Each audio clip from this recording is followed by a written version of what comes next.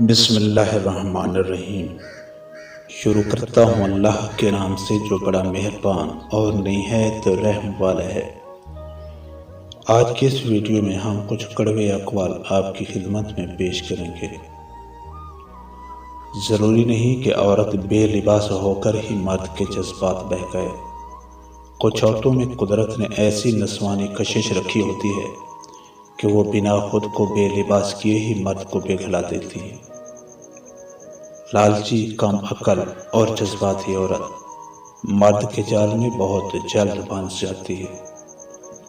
میرے خیال میں جوانی میں بے سکونی اور ضلالت کا سبب نامحرم سے محبت ہے۔ مرد کو ایک بات میں انا پرست ہونا چاہیے۔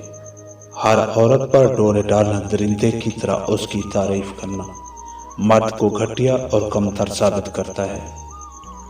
دنیا کا کوئی قانون، کوئی مذہب، کوئی عقیدہ، کوئی عدالت مرد اور عورت کے رشتے کو علیحدہ نہیں کر سکتے۔ دو قسم کی عورتیں ہم بستری کی بہت شوقین ہوتی ہیں۔